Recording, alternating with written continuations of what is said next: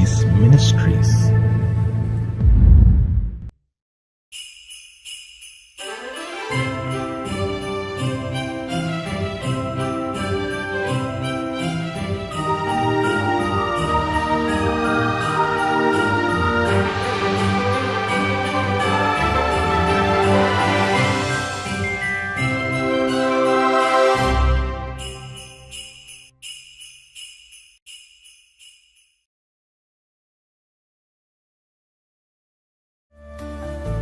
நன்மையான எந்த ஈவும் பூரணமான எந்த வரமும் பரத்திலிருந்து உண்டாகி ஜோதிகளின் பிதாவினிடத்திலிருந்து இறங்கி வருகிறது. அவரிடத்தில் யாதொரு மாறுதலும் யாதொரு வேற்றுமையும் நிழலும் இல்லை. யாக்கோபு 1:17. Every good gift and every perfect gift is from above and cometh down from the Father of lights, with whom is no variableness, neither shadow of turning. James 1:17. கர்த்தருடைய பரிசுத்த நாமம் மகிமைப்படுவதாக.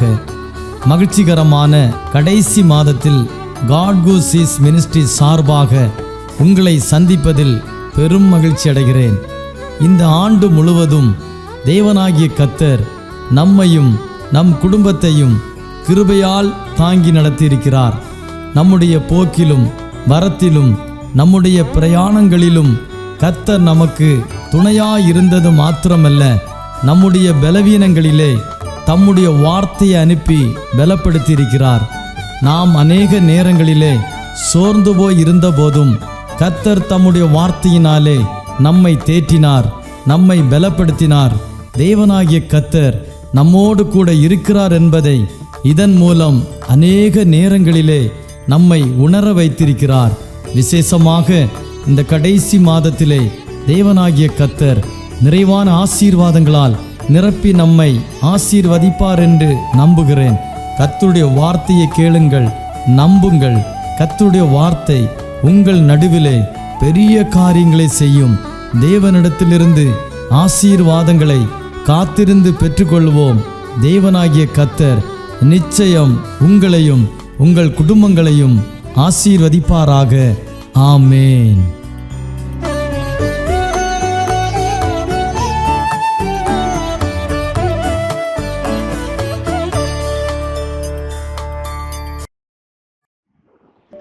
கர்த்தரும் அருமை இரட்சகருமாயிருக்கிற இயேசு கிறிஸ்துவின் விலையேற்பட்ட நாமத்தினால் God Goes Seas மினிஸ்ட்ரியில் தலைமை போதகர் தாமஸ் பாஷா அவர்களுக்கும் எனக்கு வாய்ப்பை கொடுத்த தலைவருக்கும் இயேசுவின் நாமத்தினால் நன்றி தெரிவித்துக் கொள்கிறேன். இதுவரையில் நடத்தின தேவன் இன்னும் நடத்துவாராக. இன்றைக்கு சிந்தனைக்கென்று எடுக்கப்பட்ட ஒரு வேத வசனத்தை வாசிக்கிறேன். யோவான் சுவிசேஷம் 4ஆம் அதிகாரம் அவருடைய 22ஆம் வசனம் சொல்லுகிறது.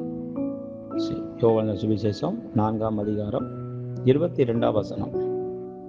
நீங்கள் அறியாததை தொழுது கொள்ளுகிறீர்கள், நாங்கள் அறிந்திருக்கிறதை தொழுது கொள்ளுகிறோம்.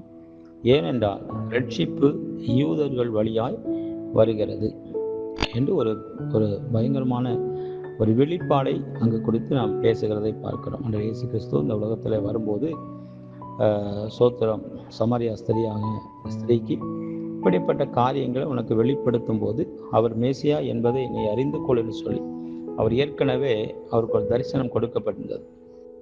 அந்த தரிசனத்தின்படி இந்த இடத்துல அவர் வரும்போது அந்த ஸ்திரீ அங்கே நிற்கிறார்.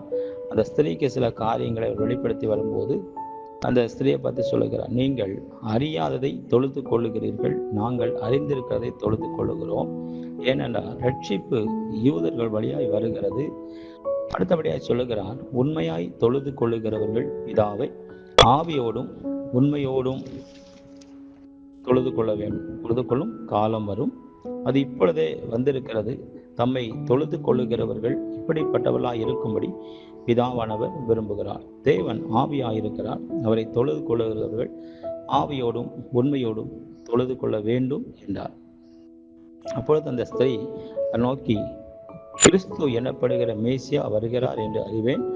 அவர் வரும்போது எல்லாவற்றையும் நமக்கு அறிவிப்பார் என்றார். அதற்கு இயேசு, உன்னுடனே பேசுகிற நானே அவர் என்றார். அருமையான இதை கேட்குற அருமையான ஊழியக்காரர்களே, விசுவாசிகளே, குடும்பத்தாரே, சகோதரர்களே, சகோதரிகளே, உங்கள் எல்லாரையும் இயேசுவின் நாமத்தினால் வாழ்த்துகிறேன்.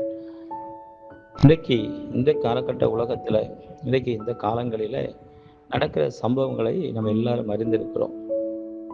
அன்றைக்கு சாதாரணமாய் விசுவாசியாக இருந்தவர்கள், அன்றைக்கு சபையில் வந்து வசனத்தை கேட்டுக்கொண்டிருந்தவர்கள், அன்னைக்கு வசனத்தை உற்சாகத்தோடு வந்து கேட்டு பாடி ஆராதித்து கொண்டு அந்த சபையோடு கூட பற்றி கொண்டு இருந்தவர்கள், இன்றைக்கு பாருங்க, அநேக சபைகளில் நான் எப்படியாவது கர்த்தருக்கென்று ஊழியத்தை செய்யணும், நான் சோத்திரம், நான் எப்படியாவது இந்த கிராமத்துக்கு போகணும், அந்த கிராமத்தில் போய் 2 பேருக்காவது சுவிசேஷம் சொல்லணுங்கிற அந்த ஏக்கம், அந்த தாகம் எப்படி வந்தது? அநேகர் சொல்லுவாங்க, சோத்திரம் நீங்களாம் போகக்கூடாது, நாங்கள் மட்டும்தான் போகணும், நாங்கள் மட்டும்தான் ஊழியம் செய்யணும், ஊழியக்காரர்கள் தான் ஊழியம் செய்யணும், ஆசாரியர்கள் தான் அப்படிலாம் சொல்லுவாங்க. ஆனால் இந்த நாட்களை நீங்கள் பார்க்கும்பொழுது சோத்திரம், ஊழியக்காரர்கள் ஊழியம் செய்கிறார்கள், பாஸ்டர்கள் ஊழியம் செய்கிறாங்க, எல்லாரும் ஊழியம் செய்கிறாங்க. ஆனால் அதுக்கு மேலே நீங்கள் ஒரு காரியத்தை நீங்கள் யோசித்து பார்ப்பீங்கன்னு சொன்னால், இன்றைக்கு சபையில் இருக்கிற விசுவாசிகள், சபையில் இருக்கிற வாலிப பிள்ளைகள், சபையில் இருக்கிறதான சோத்திரம் அநேக வயதானவர்கள் இன்னைக்கு எழும்பி சில கிராமத்துக்குள்ளே போகிறார்கள். ஒரு சபையோடு இணைந்திருக்கிறாங்க, அந்த சபையில் எல்லா காரியத்தையும் செய்கிறாங்க, அந்த சபையில் தசவாங்க கொடுக்குறாங்க, காணிக்கை கொடுக்குறாங்க, அந்த ஊழியத்தோடு இணைஞ்சு நிற்கிறாங்க.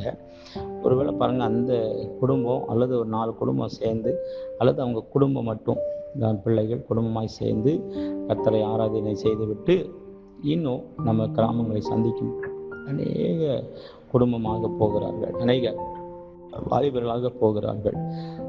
அன்னைக்கு சபை போதகர் 2 பேரை கூப்பிட்டு போவாங்க, சோத்திர சபை போதகர் டீமோட போவாங்க, சபை போதகர் சபையில் உள்ள ஜனங்களோட போவாங்க. இன்னைக்கு நீங்கள் அநேகரை பார்க்க முடியும். ஏன் அப்படின்னா, இந்த காலம் கடைசி காலமாக இருக்கிறது.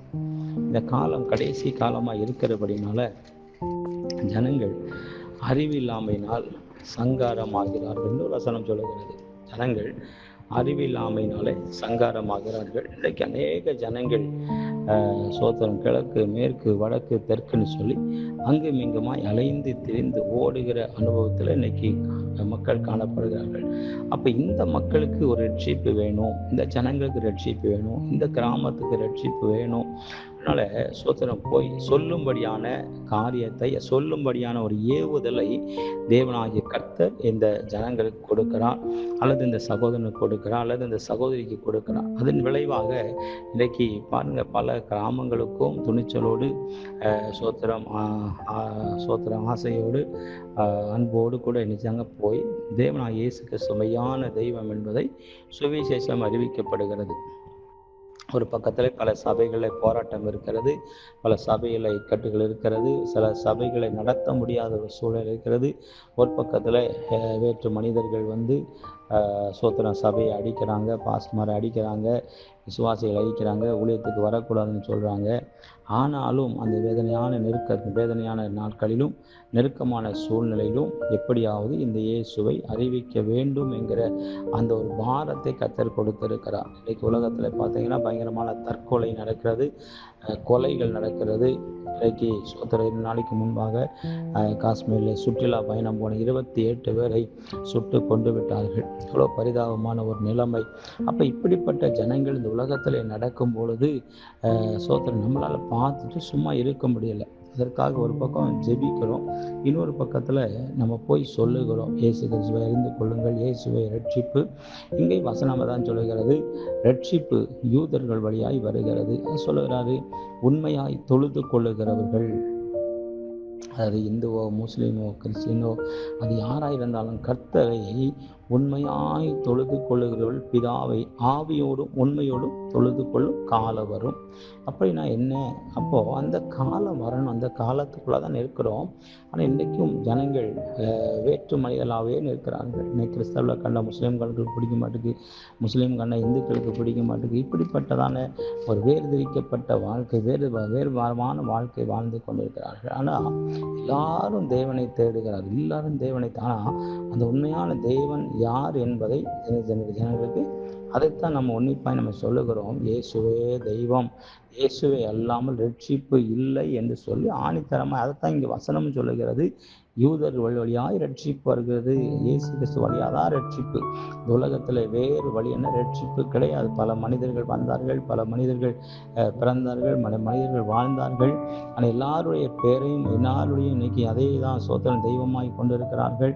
ஆனால் ஒரே ஒரு தெய்வம் இயேசு கிறிஸ்துவ மட்டும்தான் என்பதில் எந்த விதமான அந்த இயேசு கிறிஸ்துவை ஏற்றுக்கொள்ளும் பொழுது உண்மையாய் உண்மையான ரட்சிப்பு வருகிறது. அந்த ரட்சிப்பு உங்களை பரலோகத்துக்கு நேராய் கொண்டு போகிறது. அதில் யாதொரு சந்தேகமும் இல்லை. இப்போது நம்ம யாரை அடக்கி வைத்தாலும் அவர்கள் அடங்கி நிற்பதற்கான வாய்ப்புகள் கிடையாது. இன்னைக்கு சொல்லுவாங்க, நாங்கள் மட்டும் தான் ஊழியத்துக்கு போகணும், நீங்களாம் போகக்கூடாதுன்னு சொன்னாலும் கூட அவங்க அடக்கி வைக்க முடியாது. ஏன் அப்படின்னா தேவன் அவரை தெரிந்து கொண்டார். வசனம் சொல்வது, தாயின் கருவில் உருவாதுக்கு முன்னமாகவே தெரிந்து கொண்டு அவனை பேர் சொல்லி அழைத்தேன், தீர்க்கதரிசியை கட்டளையிட்டேன் என்று சொன்ன வேத வார்த்தையின்படி கடைசி காலத்தில் சொல்றாரு. பார்த்தீங்களா என்ன சொல்றாரு? சோத்திரம் பரிசுத்த ஆவியானவர் வரும்பொழுது நீங்கள் யூதேயாவிலும் சமாரியாவிலும் பல இடங்களில் இன்னும் சாட்சியாய் நிற்பீர்கள் என்று வசனம் சொல்லுகிறது. அதே போலதான் இன்னைக்கு பரிசுத்த ஆவியானவர் ஊற்றப்படுகிற ஒரு நாட்கள், பரிசுத்த ஆவியானவர் கிரியை செய்கிற நாட்கள். அதனால ஜனங்களுக்கு சும்மா இருக்க முடியாது. பரிசுத்த ஆவியானவர்களை நெருக்கி ஏவுகிறார். எப்படியாவது சுவிசேஷம் அறிவிக்கப்படவே, அந்த சுவிசேஷ நிமித்தமாக ரட்சிப்பு வர வேண்டும், அந்த ரட்சிப்பு நிமித்தமாக நித்திய ஜீவனை ஜனங்களை அடைந்து கொள்ள வேண்டும் என்கிற அந்த ஏக்கமும் தாகமும் ஒவ்வொருவரையும் செய்து நெருக்கி ஏவுகிறது. இன்னைக்கு ஜனங்கள் பொல்லாப்பை தேடி சோத்திரம் தேவையில்லாத காரியங்களை தேடி ஓடுகிற நாட்கள், இன்னைக்கு உலகத்தை தேடி ஓடுகிற நாட்களில் நாம் வைக்கப்பட்டிருக்கிறோம். ஆனால் அந்த உலகம் உங்களுக்கு சொந்தம் அல்ல, உலகத்தில் உள்ளவைகளும் உங்களுக்கு சொந்தம் அல்ல. இந்த பூமி ஒரு நாள் எல்லாம் ஒளிந்து போகும். உலகத்தில் உள்ளவைகளும் எல்லாம் ஒளிந்து போகும். ஒளியாத ஒன்று உண்டு, அழியாத ஒன்று உண்டு. சோத்திரம், அது நித்திய ஜீவன், அது பரலோகம் என்பதில் சந்தேகமில்லை. நீங்கள் ஆராய்ந்து பாருங்க. கர்த்தர் இயேசு கிறிஸ்துவை ஏற்றுக்கொள்ளுங்க, ரட்சிக்கப்படுங்க. கர்த்தர் நிச்சயமாகவே உங்களையும் உங்கள் குடும்பத்தை எல்லாம் கர்த்தர் ஆசீர்வதிப்பாராக. இன்னும் பார்த்தீங்கன்னா சில வேளைகளில் அன்னைக்கு அநேக ஊழியக்காரர்களுக்குள்ளாக இன்னைக்கு அநேக பிரிவினைகள் காணப்படுகிறது. எப்படின்னா ஒருவர் சொல்லுவாங்க இயேசுவின் நாமத்தினாலே ஞானஸ்நானம் கொடுக்குறாங்க, ஒன்று பிதா குமாரன் பரிசுத்த ஆவியின் நாமத்தினால ஞானஸ்நானம் கொடுக்குறாங்க. அது இயேசு கிறிஸ்துவன்னு சொல்கிறாங்க, அங்கே இயேசுவின் நாமத்தில் ஞானஸ்நானம் கொடுக்குறாங்க அப்படின்னு சொல்லி ஒரு சொல்லும்போது சொல்கிறது, அங்கே அவங்க நமக்கு விரோதி அல்ல, அவங்க நமக்கு விரோதி அல்ல, அவங்க செய்கிறத என்ன செய்யட்டும் அப்படின்னு சொல்லி விட்டு கொடுக்குற ஒரு மனப்பான்மையில் இருந்த அன்னைக்கு அநேகரை குறை சொல்லி கொண்டே இருக்கிறோம். அந்த சபையை குறை சொல்லுகிறோம், இந்த சபையை குறை சொல்லுகிறோம், அந்த ஊழியக்காரை குறை சொல்லுகிறோம், இந்த ஊழியக்காரை குறை சொல்லுகிறோம். ஆனால் வசனம் சொல்லுது, இந்த குறை சொல்லுதல் நமக்கு தேவையில்லாத ஒரு காரியம். நமக்கு என்ன, ஆண்டவர் இயேசு கிறிஸ்துவை அறிவிக்க வேண்டும் என்ற நோக்கமும் இயேசு கிறிஸ்துவை அறிய வேண்டும் என்கிற அந்த இயக்கமும் நமக்குள்ளே இருந்தால் போதும். அதுவே நித்திய ஜீவனுக்கு அது என்ன செய்கிறோம், நம்மை கொண்டு போய் விடும் என்பதில் சந்தேகம் இல்லை. இந்த குறை சொல்லுகிற காரியத்தில் இன்னைக்கு அநேகர் விழுந்து கிடக்கிறார்கள். இன்னைக்கு குறை கண்டுபிடிக்கிறதும் குறை சொல்லுகிறதுமான நிறைய அநேக காரியங்கள். ஏன்னா இயேசு கிறிஸ்து வருகை அது சீக்கிரமாக இருக்கிறது. அதனால் குறை சொல்லுவதை விட்டுவிட்டு, குற்றம் சொல்லுவதை விட்டுவிட்டு கர்த்தர் இயேசு கிறிஸ்துவை அறிவிப்பதும் அவரை அறிவதும் அவரை அறிவிப்பதும் நமக்கு ஒரு பெரிய மேன்மையை இருக்கட்டும். அது சங்கீதம் 63:1 சொல்லுகிறது, தேவனே நீர் என்னுடைய தேவன், அதிகாலமே உம்மை தேடுகிறேன், வறண்டதும் விடாய்த்ததும் தண்ணீரற்றதுமான நிலத்தில் என் ஆத்துமா உண்மையில் தாகமாயிருக்கிறது, என் மாம்சமானது உண்மை வாஞ்சிக்கிறது. இந்த வாஞ்சியோட போங்க, மற்ற யாரையும் குறை கண்டுபிடிக்கவோ குற்றம் கண்டுபிடிக்கவோ குறை சொல்லவோ நமக்கு தேவையில்லை. நம்ம ஆத்துமா தேவனை வாஞ்சிக்கிறதாகவும் தேவன் மேல் தாகமாக இருக்கிறதாகவும் நம்ம என்ன செய்யணும், ஒவ்வொரு நாளும் ஜெபத்தோடும் தேவ பிரசனத்தோடு இருக்கும்போது நமக்கு இப்படிப்பட்ட காரியங்களில் ஒரு பெரிய மேன்மை உண்டு. இது நம்முடைய வாழ்க்கையில் வந்துட்டு அப்படின்னா, தேவனே நீர் என்னுடைய தேவன், இப்போ தாவீது சொல்லுகிறா பாருங்களேன், தேவனே என்னுடைய தேவன், அதிகாலமே உம்மை தேடுகிறேன், வறண்டதும் விடாய்த்ததும் தண்ணீரற்றதுமான நிலத்தில் என் ஆத்மா உண்மை மேல் தாகமாயிருக்கிறது. இப்படிப்பட்ட ஒரு தாகம், என் மாம்சமானது உண்மையில் வாஞ்சையாயிருக்கிறது. நம்ம இந்த காரியத்திலே வாஞ்சையும் இந்த காரியத்திலே தாகமாக இருந்தாலே போதும். உங்கள் பக்கத்து குடும்பங்கள்லாம் ரட்சிக்கப்பட்டு, நம்ம சுற்றி இருக்கிற ஜனங்கள் ரட்சிக்கப்பட்டுருவாங்க. நம்ம எது மேலே தாகமாக இருக்கிறோம், எது மேலே வாஞ்சையாக இருக்கிறோம் பாருங்கள். சுவிசேஷம் அறிவிப்பதில் அல்லது மக்களை சந்திப்பதில் ஆர்வமாக இருக்கிறோம். நம்ம குறை சொல்லுகிறதிலும் குற்றம் சொல்லுகிறதிலும் குற்றம் கண்டுபிடிக்கிறதிலும் தான் நம்ம தாகமாக இருக்கிறோம், வாஞ்சையாக இருக்கிறோம். அருமையானவர்களே, இந்த செய்தியை கேட்கிற உங்கள் ஒவ்வொருவருக்கும் இந்த நாளில் கர்த்தராகிய இயேசு கிறிஸ்து மூலமாக நான் உணர்த்தப்படுகிறேன். நானும் உணர்கிறேன். மற்ற ஊழியர்களையோ, மற்ற விசுவாசிகளையோ, மற்ற சிறு பிள்ளைகளையோ, வாலிப பிள்ளைகளையோ, பெரியவங்களையோ, பக்கத்து வீட்டுக்காரங்களையோ யாரையும் நம்ம குறை சொல்லாமல், குற்றம் கண்டுபிடிக்காமல், அவங்களை நாம் நியாயம் தீர்க்காமல், நாம் தேவனுடைய வசனத்திலும் ஊழியத்திலும் மக்களை கொடுத்தான ரட்சிப்புக்கான வழியிலும் நம்ம தாகமாக இருந்து அவரோடு கூட நாம் வாஞ்சியாக இருப்போம்னு சொன்னால் நிச்சயமாக இதே நமக்கு மேன்மையானதாக இருக்கிறது.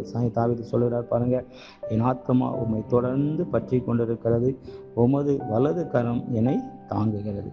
என் ஆத்துமா உம்மை தொடர்ந்து பற்றி கொண்டிருக்கிறது. இந்த மாதிரி வாஞ்சை நமக்கு வரட்டும். இந்த மாதிரி இதை போல ஒரு வாஞ்சியுடன் நம்ம இருப்போம். என் ஆத்துமா உம்மை தொடர்ந்து பற்றி கொண்டிருக்கிறது. அவர் காலை மாலை மதியம் எந்த வேளையிலுமே என் ஆத்துமாவை கர்த்தருக்கு நேராக திருப்புவோம். அவருடைய வலது கரம் என்னை தாங்குகிறது. அப்படி தேவனுக்கு முன்பாக தேவனுக்கு நேராக நாம் ஆத்துமா இருக்குமானால் நிச்சயமாக அவருடைய அவருடைய வலது கரம் நம்மை தாங்குகிறது. நிச்சயமாக இந்த வசனத்தின்படி நாம் தேவனுக்கு கண்டு சாட்சி எழும்புவோம். இது காலம் கடைசியாக இருக்கிறது. அநேகர் ஊழியத்துக்கு எழும்புகிறார்கள், அநேகர் எழும்பிக் கொண்டே இருக்கிறார்கள். அதுக்கு நாம் தடையில்லாதபடி நாமும் சேர்ந்து ஊழியத்தை செய்து அநேக ஜனங்களை ரட்சிப்புக்குள்ளாக நடத்துவதற்கு இது பெரிய பாக்கியமான ஒரு நாள், ஒரு ரட்சணித்த நாள்.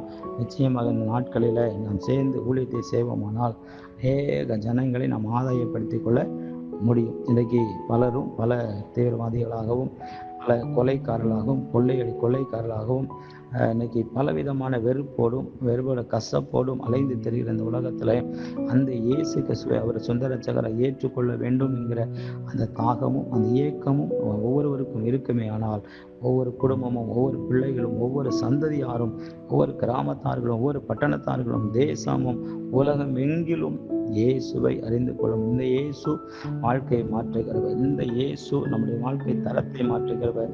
இந்த இயேசு நம்ம வாழ்க்கையே மாற்றுகிறவர். கர்த்தர் இந்த வார்த்தை கொண்டு அனைவரையும் ஆசீர்வதிப்பாராக. தேவன் தாமே மகிமை உண்டாகட்டும். ஆமென், ஆமென். God bless you.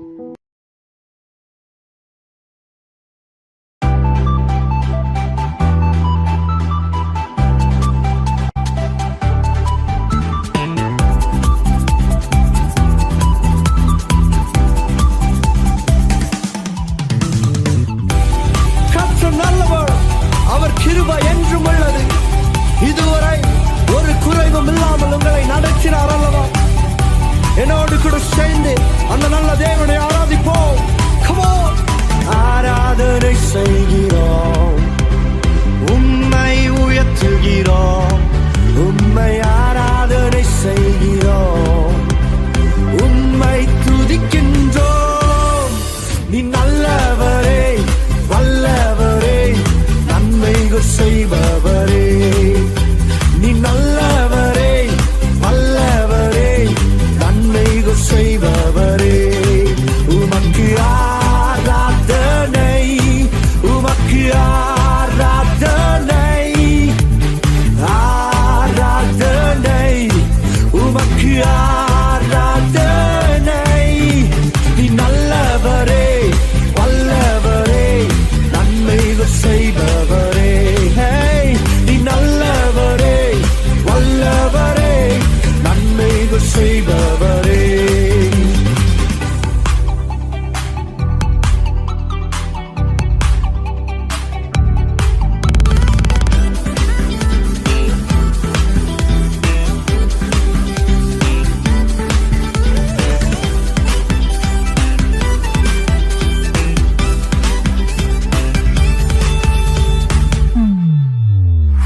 இருதய வாஞ்சைகளை நிறைவேற்றி தருபவரே, என் இருதய வாஞ்சைகளை நிறைவேற்றி தருபவரே.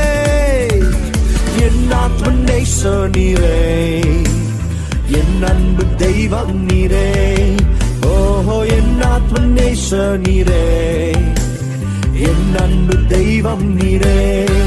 உமக்கு ஆராதனை, உமக்கு ஆராதனை, ஆராதனை, உமக்கு ஆராதனை. நீ நல்லவரே, வல்லவரே, நன்மைகள் செய்பவரே, என் வாழ்வில் நல்லவரே, வல்லவரே, நன்மைகள் செய்பவரே. துதிகளின் மத்தியில் வாசம் செய்பவர் நம் தேவன். அவரை ஆராதிக்கும் இந்த நேரத்தில் உங்கள் மத்தியில் ஒரு மாற்றத்தை உண்டு பண்ண வல்லமையுள்ளவராய் இருக்கிறார். என்னோடு சேர்ந்து அவரை ஆராதிப்போமா? துதிகளின் தேவனே, உம்மை துதிக்கின்றோம். துதிகளின் தேவனே, உம்மை துதிக்கின்றோம். ஸ்தோத்திரம் செலுத்தியே உம்மை ஆராதிப்போம். நாங்கள் ஸ்தோத்திரம் செலுத்தியே உம்மை ஆராதிப்போம். உமக்கு ஆராதனை, உமக்கு ஆராதனை, ஆராதனை, உமக்கு ஆராதனை. நீ நல்லவரே, வல்லவரே, நன்மைகள் செய்பவரே. நீ நல்லவரே, வல்லவரே, நன்மைகள் செய்பவரே. ஆராதனை செய்கிறோம், உம்மை உயர்த்துகிறோம். உம்மை ஆராதனை செய்கிறோம், உம்மை துதிக்கின்றோம். நீ நல்லவரே, வல்லவரே, நன்மைகள் செய்பவரே, என் வாழ்வில் நல்ல